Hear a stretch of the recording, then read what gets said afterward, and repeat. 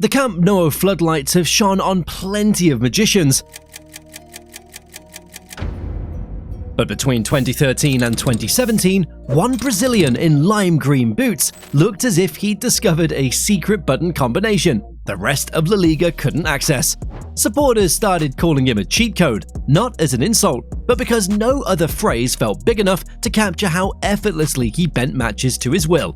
Even veteran season ticket holders, hardened by decades of brilliance, found themselves staring wide-eyed every time the ball rolled into his orbit. It wasn't just skill, it was the sense that physics itself flickered when he accelerated, as if the grass became a conveyor belt only he could activate. By the time the scoreboards dimmed each night, thousands walked out whispering the same three words: "That isn't normal." Long before Catalan tifos spelled out his name, teenage Neymar was already nudging the limits of legality on dusty pitches around Santos. His stutter-step penalty routine, full sprint, sudden freeze, triple hip feint, left keepers rooted, and forced FIFA to clarify that feints after the final step would earn a yellow card. The junior championships turned into his personal highlight reel, each kick a miniature cliffhanger where goalkeepers guessed wrong even when they guessed right. Parents packed chain-link sidelines just to film the routine on shaky phones, convinced they were watching history in prototype form. Some local coaches even banned their youth players from trying the Neymar in training because it embarrassed keepers too badly. Years later, those grainy clips still circulate as evidence that the cheat code was minted well before Europe caught the signal. Proof that genius sometimes shows up wearing scraped shins and a cracked futsal ball. Barcelona pried him from Brazil with a package so convoluted, accountants needed flowcharts. Publicly, it was 57 million euros, later revealed closer to 100 million euros once side deals surfaced. Court cases, tax probes, and boardroom resignations followed, but fans only cared about the payoff: a generational talent stolen through any means necessary. In press rooms, lawyers argued clauses, while supporters outside drummed his name in perfect rhythm, drowning out the Liga Lesse with samba. Every leaked document seemed to make him more mythical, as though bureaucracy itself had to stretch to accommodate his arrival. When the dust finally settled, the club hadn't just signed a superstar, they'd hacked the transfer market's operating system and left a virus in rival balance sheets. On the grass, the myth got louder. Neymar didn't imitate Lionel Messi, he complimented him, dancing along the touchline, yanking two defenders his way, then releasing a diagonal pass that split Spain's tightest blocks. He'd juggle midfield triangles like loose change before threading a no-look through ball that left commentators scrambling for fresh adjectives. At full speed, his step-overs looked superimposed, as if editors had added frames after the fact. Even slow-motion replays, they couldn't fully explain the sequence. Opponents started doubling up, only to watch him skip away and grin as he reset the move, daring them to press play again. There's little wonder that analysts abandoned traditional jargon for gamer slang. Ordinary language simply lagged behind his frame rate. 96th minute, Berlin's Olympia Stadium. Barca clinging to a 2-1 lead. Juve pouring forward, every neutral praying for extra time. Neymar steals space on the counter, bolts the length of the pitch, and drills the dagger past Gianluigi Buffon. Cameras caught him tapping the badge twice, almost as if hitting confirm on a controller.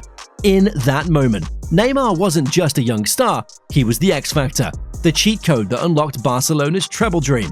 Years later, treble montages still freeze on his celebratory slide because it encapsulates a kid completing football's ultimate side quest.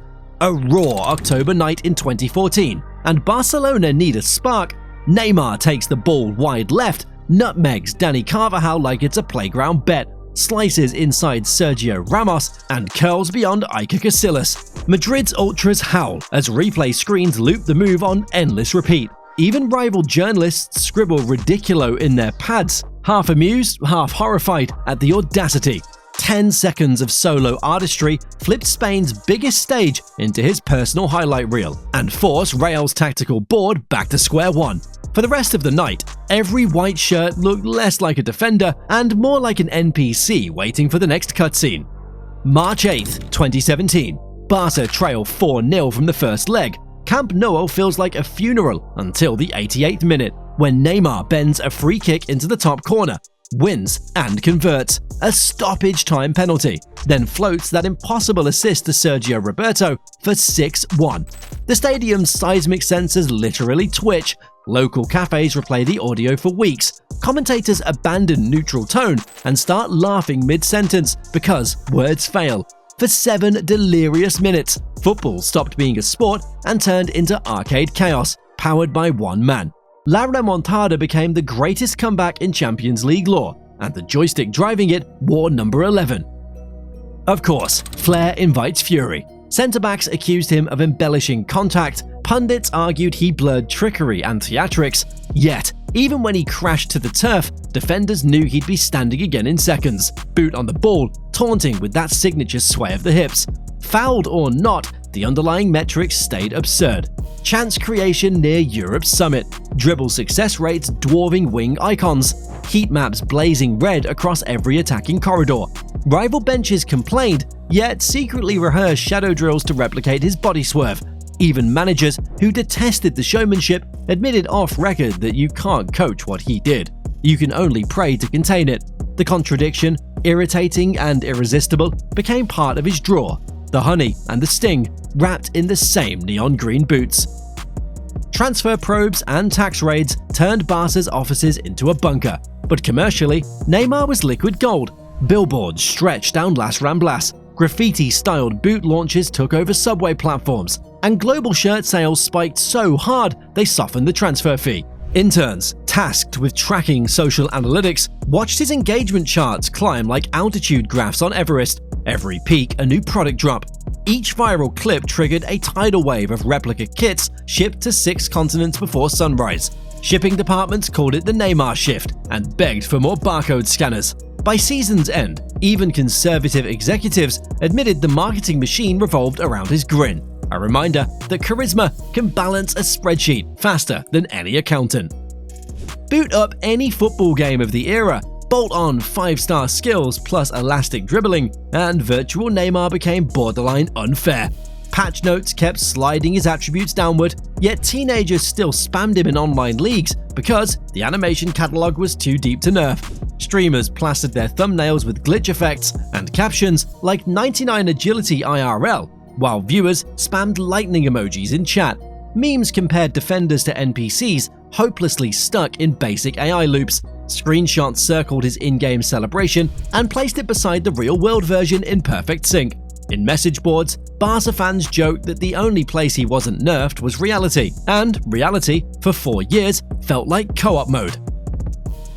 In 2017, PSG triggered his €222 million release clause, double the world record, and whisked him to France in a move as subtle as a meteor strike.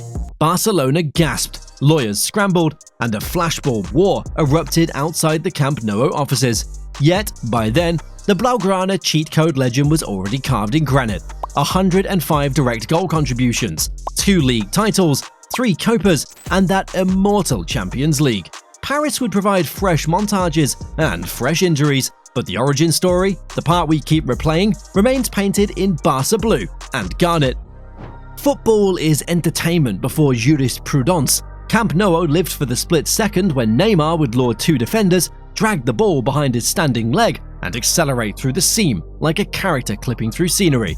Those moments went viral in a pre-TikTok world, surfacing on every platform imaginable within minutes. Kids recreated them on dusty futsal courts, arguing over who got to shout "nay" before attempting the flick. Sports science geeks slowed the footage to 240 frames per second, trying to decode joint angles that ordinary bodies don't hit. Years later, even highlight reel fatigue can't dull the memory because the astonishment was visceral, shared in real time by 90,000 gasping witnesses, who swear the grass changed color when he sprinted. Surrounded by Messi's gravity and Suárez's sledgehammer runs, Neymar matured, selective tracking back, sharper shot choices, telescopic diagonal feeds. Training ground footage shows Luis Enrique pausing drills to applaud his quick-fire 1-2s, a rarity for a notoriously stern coach who once fined players for arriving 30 seconds late. Analysts revisited heat maps and discovered he was now popping up in half spaces, usually reserved for central mids, proof of newfound tactical discipline. When criticism persisted, he answered by sprinting 70 yards in Turin to block a cross, then smirking as cameras caught him flexing a cramp. The show pony accusation dissolved into applause. The relentless work rate silenced every studio pundit who had labeled him style without substance. Ask a season ticket holder over 30 and they'll rank him just behind Messi, shoulder to shoulder with Ronaldinho for sheer goosebump electricity. Equipment managers still tell rookie call-ups about the day he juggled an orange in the tunnel to break pre-match tension, then nutmegged a ball boy just to hear the crowd's pre-kickoff roar. Junior academy wingers study clips of his body orientation, learning how to mask a pass with a glance to the crowd.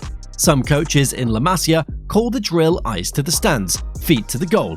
Meanwhile, club museum curators keep his treble season boots under microglass, like artifacts from a tech demo. The left flank still feels emptier than the books balancing that transfer fee, and the number 11 shirt carries an asterisk only legends can erase. PSG's outlier bid proved the prophecy. When normal rules can't elevate a club fast enough, you pay outrageous money for the shortcut. Economists pointed to the deal as proof superstar scarcity bends supply and demand curves into pretzels. 5 years passed before anyone dared test the ceiling again, and even then, the numbers looked cartoonish beside his. Barcelona's financial department still treats that transaction as a case study in value not captured. If nothing else, it certified that the cheat code effect carries a price tag no calculator expects, and no accountant wants to see twice.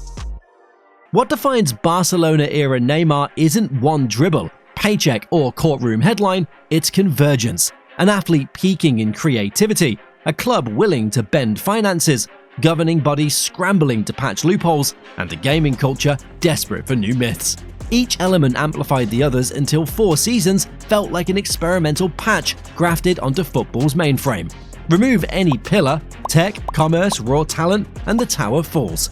Together, they built a spectacle that still refuses to obey gravity, a shared fever dream that only rewinds, never fades.